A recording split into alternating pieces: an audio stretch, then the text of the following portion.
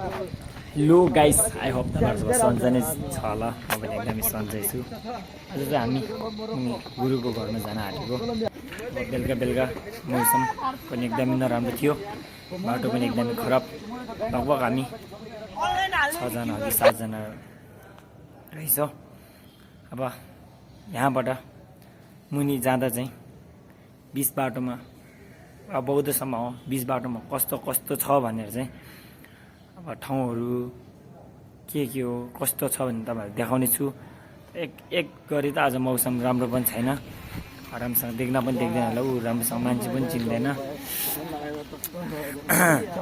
कस्तो छ भने तपाईँहरूले देखाउने छु अब एकदम यहाँ अलिकति राम्रो पनि देख्दैन यहाँतिर घरहरू राम्रो छ अब यहाँ चाहिँ भिडियो नगरौँ होला किनकि यहाँ मान्छे बित्नु भएको रहेछ पूजा गर्दै रहेछ यहाँ चाहिँ भिडियो बाटो हेर न बाटो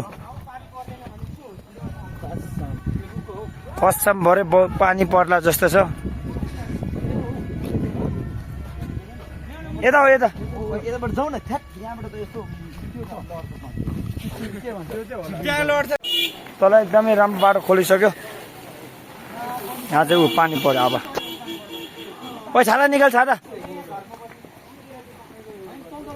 ओ केटा हिँड्ने यहाँ बस्ने होइन हामी त छाता छ सानो छ खोल ओ निकाल निकाल अब हामी दुई मात्रै एकैछिन पानी परेपछि अब यस्तै हुन्छ परिस्थिति अब केटाहरू सबै भाग्यो पानी भिजेर यस्तै हो अब के गर्नु केही पनि ल्याएन सुरुमा त ठिकै थियो पानी पर्दैन जस्तो लागेको थियो अब एउटा छातामा त्यो पनि 3 जना बसेर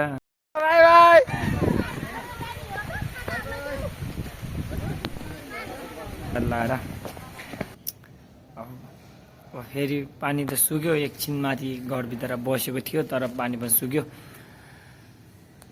यस्तो ओह्रालो झार्नुपर्छ हामी चाहिँ फेरि पानी सिमसिम पर्यो मान्छेहरू योहरू त बाहिर मान्छेहरू रहेछ केटाहरू माथि जङ्गल बिचमै छ अझै पनि अब हामी 3 जना चाहिँ अगाडि तर पनि के भने एकदमै यहाँ मौसम राम्रो देखिरहेको थियो फेरि तल फेरि राति पुग्नुपर्ने हुन्छ त्यसैले अब जबरजस्ती हिँड्नुपर्ने बाटोमा अब मान्छे पनि आज छुट्टी भएको कारणले होला मान्छे पनि एकदमै धेरै भिडहरू रहेछ आज मान्छेहरू पनि धेरै हिँड्दै तलमाथि खास चाहिँ माथि मणिचुर दह घुम्न आएको होला किनकि मणिचुर चाहिँ अब मणिचुर दह चाहिँ हाम्रै माथि गुम्बाको नजिकैमा भएको रहेछ त्यसैले मान्छेहरू धेरै आउँछ छुट्टीमा चाहिँ अब यो माथि डाँडाबाट चाहिँ अब हामी आएको गुम्बा चाहिँ त्यो डाँडा पछाडि हो डाँडाबाट अब यत्रो जङ्गल हिँडेर अहिले यहाँ आइपुग्यो अब मुनि चाहिँ फेरि हामीले गाडी माग्नु पर्ने हुन्छ गाडी माग्नु भन्नाले अब अनलाइनबाट ड्राइभ जस्तै याङ्गोहरू केही गर्नु त्यो गर्नुहुन्छ अब यो चाहिँ तपाईँहरूले कुन ठाउँ भन्छ अब यो चाहिँ घुमारी चोक हो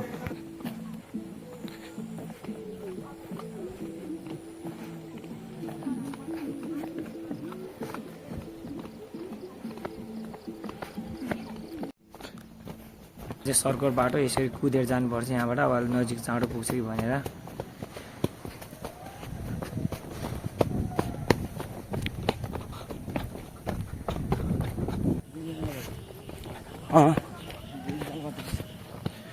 डिस्टर्बले देखाउनु छ अब बाटो पनि जानुपर्ने हालत नै यस्तो छ अब यस्तै भनौँ न अब चाँडो पुग्नुलाई त सर्कट हिँड्नै पर्यो अब मेन रोड त अझै उतै छ अब तपाईँहरूलाई यहाँ मान्छेहरू पनि टन्नै मेन रोड चाहिँ उयो हो यो हो तर हामी चाहिँ अब यहाँबाट सर्कट यो डाँडाबाट हिँड्नुपर्छ यही डाँडाबाट अब हामी चाहिँ मुनि पुगेर फेरि मेन रोडमा पुगेर फेरि सर्कट जहाँ छ त्यहीँ छिर्नुपर्ने हुन्छ अब हामी चाहिँ यस्तै हो अब हामी जहिले यस्तो हिँड्ने मान्छे के हो फेरि यहाँबाट कस्तो राम्रो देखिरहेको छ क्या फेरि तलतिर चाहिँ यो चाहिँ सागु बजारतिर होला यो कुन नामै थाहा भएन यसको त के हो आरु हो कि के हो पाकेको छैन होला यो पाकेको छैन रहेछ तर पनि के खानु त हुँदैन यस्तो नपाकेको चिज यहाँबाट फेरि यता लुङ्दाहरू त लास्टै पुरानो भएको रहेछ मान्छेहरूले नयाँ पनि हालेको छैन रहेछ चेन्ज त गरेको छैन रहेछ अब यहाँबाट हिँड्नुपर्ने भर्याङ अब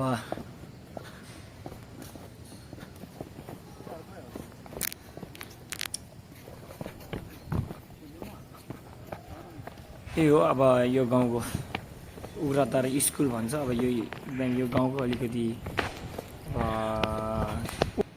भनौँ न 8 देखि 12सम्मको पढाइ हुन्छ होला यहाँ। तर हाम्रो माथि गुम्बा नजिकै एउटा स्कुल त छ, तर त्यहाँ चाहिँ 8सम्म मात्र हो अरे। त्यहाँ 8 सकेपछि अनि यहाँ हुन्छ, यहाँ पढ्छ होला।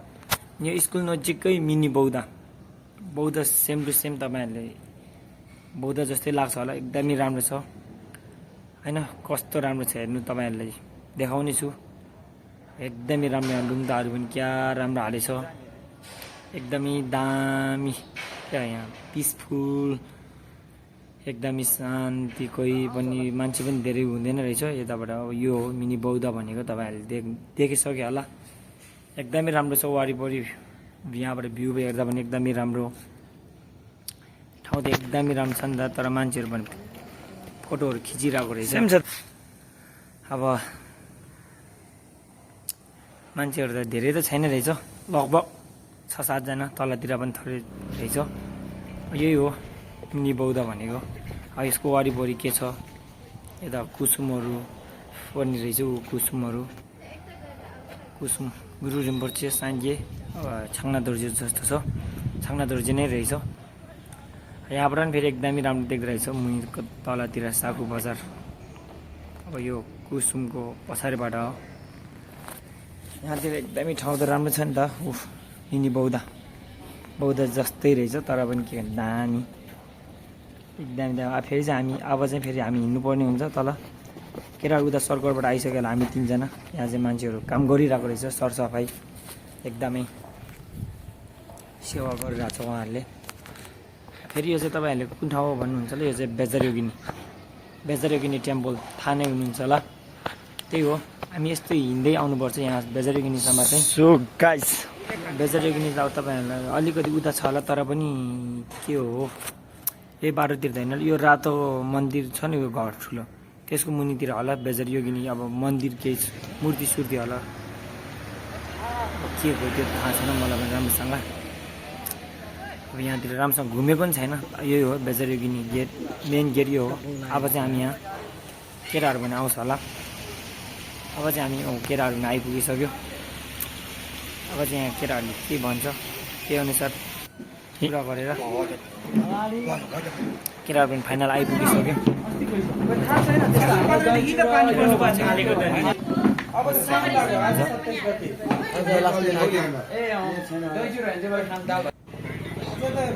आजको त मैले गेम हेरेको छैन उनीहरूको त, नरहेको मात्र अलिअलि हाइलाइट किन मैले भनेको थिएँ नि त। अब हामी चाहिँ अब इन्डियामा जानुपर्ने हुन्छ। केटाहरू चाहिँ आउँछ होला, म चाहिँ जानु, बाइक पनि आइसक्यो, म चाहिँ जानुपर्ने हुन्छ। ड्राइभर पनि आइसक्यो। अब उसले चाहिँ अब गाडी बाइक मागेर पनि, तर कसले पनि एक्सेप्ट गरेन। उसले हजुर आएको हो, तर पनि कसले एक्सेप्ट गरेन। अब यो चाहिँ मुनि साको बजारसम्म त जाने अरे अहिले। यो त ल्याएर आइज न, मलाई त्यो दाइले अब त्यो दिन्छ अरे सेफ्टी।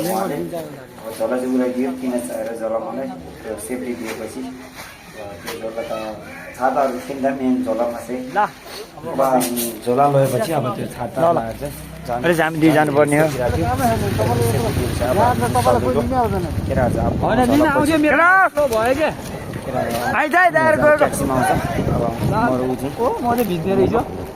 अब हामी 2 चाहिँ अब भाइ बहुत सुरुमा पुग्छ होला उनीहरूभन्दा अगाडि। बाटोमा कस्तो के भेट्छ तपाईँ साथीलाई फोन गर्नु होइन। अब 300मा भन्नु न टक्क। तेरो लागि पनि गाह्रो छ। मैले भनेकोसँग मात्रै जानै मान्छे। हजुर मैले भनेकोसँग मात्रै ल तर ठ्याक्कै त्यहाँ चोकतिर बस्नु भन्नु न टक्क। सालको चोकमै होइन, ठ्याक्कै अझै जानुपर्छ। ऊ पनि भन्नै परेन, भन्नुपर्ने हो। अब उसले चाहिँ बाइक पनि पायो। अब यता अब अफलाइनको हो यो चाहिँ। अब कति लग्यो त्यो कुरा त मलाई थाहा भएन। मैले लोकेसन सबै दियो। अब यहाँसम्म हो, यहाँसम्म जाऊ भनेर। अब कुन ठाउँ जानुपर्ने हो त्यसको लोकेसन चाहिँ मैले उसलाई दियो। अब उसले चाहिँ दाइले देखायो। अब हामी चाहिँ लागेको, किन यो एउटै बाइकमा दुईजना त बस्न मिल्दैन नि त सिट काट्छ अब बाइकको मान्छेलाई नै त्यही भएर अब रुल्समा हिँड्नुपर्छ त्यही भएर अब एकजना अब यो चाहिँ सातु बजार हुँदै हामी चाहिँ बजार पर्छ त्यो चाहिँ अहिले सातुतिरै हो एकदमै उहाँले पनि एकदमै ब्याग स्पिडमा कुदाइरहेको थियो तर पनि हावाले एकदमै चिसो मौसम पनि पानी पर्दा पर्दा जस्तो एकदमै कालो नकालो आकाश हेर्दा पनि एकदम नराम्रो थियो तर पनि आज भोलि एउटा कामले गर्दा जाँदैछौँ अब ठाउँ एकदमै टोपी पनि उल्टा उल्टा जस्तो भइरहेछ अहिले पनि खाली पुग्न आँट्यो होला केटाहरू अहिले कहाँतिर छ त्यो मलाई थाहा भएन केटाहरू चाहिँ पछि अब ट्याक्सीको त खै कता हो अब त्यो बाइकवाला चाहिँ त्यो पछाडि आउँदै होला एकदमै त्यो दामी देख्दो रहेछ आकाशमा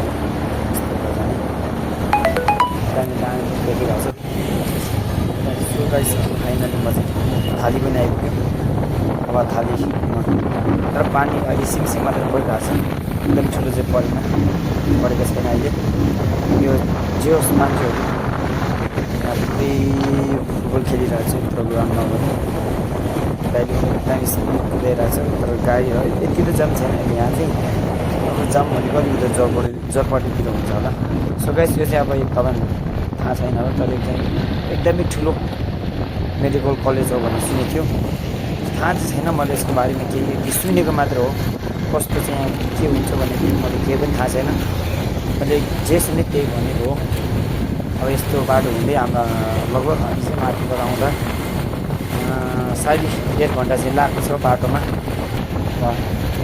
एकदमै आकाशहरू पनि कालो भइरहेको रहेछ त्यहाँ कति बजे पुग्छ त्यो साथीको अब यो चाहिँ के हो भने तपाईँले रोयल प्लेस भन्छ यो ठाउँलाई चाहिँ अब चाहिँ हामी नानटार पुल पनि पुग्न आँटिसक्यो यही हो नानटार पुल नानटारको पुल नानटार यही हो अब हामी चाहिँ जलपाटीतिर पुग्यो जलपाटीमा एकदमै जाम छ भने मैले अघि नै एकदमै जाम जस्तै रहेछ तर गाडीहरू लास्ट देखिरहेको छ राति पनि त्यहाँ राम्रो देखिरहेको छ पछाडि लाइट देख्दा एकदमै राम्रो छ यहाँतिर ठाउँहरू यहाँतिर सामानहरू पनि एकदमै सस्तो हुन्छ लाइक किन्नु छ भने केही अब हामी चाहिँ यो अरबी ब्याङ्कदेखि भित्र छिरेर उता तिनचुली साइड निक्लिनुपर्ने हुन्छ अब यहाँ मान्छेको भिड पनि धेरै छ गाडीको भिड मान्छेको भिड छ यहाँतिर अब सो गाइस अब हामी तिनचुली चोकमा पनि आइपुग्यो अब चोकबाट चाहिँ यता छिरेर उता डगुटुको च्यारिटेबल फाउन्डेसनमा पुग्नुपर्ने हुन्छ अब यस्तै रहेछ तर तपाईँहरूले मेरो कुरा भन्छ यो रेस्टुरेन्टभित्र चाहिँ मेरो आफ्नै दिदी छ आफ्नै दिदी छ त्यहाँ अब दिदीलाई भेट्न पनि पाएन अब म जानुपर्ने घर चाहिँ यो हो यहाँ जानुपर्छ म अहिले एक्लै छु केटाहरू कोही पनि छैन फाइनली आइपुग्नु पुगिसक्यो म फाइनली अब त्यो जहाँ पुग्नु थियो त्यहाँ पुग्यो तर केटाहरूको 7 महिना एक्लै पुग्यो जिन्दगी नै एक्लै त पुग्ने हो कोही त पुग्दैन साथीहरू हुँदैन होला पछि अब के हुन्छ त्यो चाहिँ पछि नै थाहा हुन्छ म चाहिँ एक्लै पुग्यो फाइनली अब भित्र चाहिँ मेरो साथी छ यही हो मेरो साथी चाहिँ इन्जेक्सन चाहिँ कोही खतरा देख्छ है यहाँ अब घरको छतदेखि चाहिँ कस्तो छ भने तपाईँहरूले भ्यू देखाउने छु एकदमै दामी रहेछ केटा र म मात्रै साथी उहिले थाहा छ त्यो उहाँ बत्ती बलेको रातो के थाहा भ्यू टावर हो कि भ्यू टावरमा नि देख्छ ए त्यो भ्यू टावरमा त हामी गइसक्यो एकदमै यहाँ अब फुलहरू राम्रो राम्रो रोपेर राखेको रहेछ केटाहरूले अब यो फेरि फुटसल देख्दा पनि पहिले फुटसल खेलेको पनि याद आयो यहाँ धेरै खेल्यो हामीले गेम हार जित त हुन्छ तर पनि हार जित भयो हामी पनि यहाँ जहिले जितेन जहिले हारेन हार जित नै भयो राति चाहिँ एकदमै दामी देख्छ घरको छतदेखि यस्तै हो अब यस्तै रहेछ घरको छत अब चाहिँ ल तपाईँहरू यति हेरेकोमा हस् त धन्यवाद यति हो अब आजको जति भयो यही हो ल हस्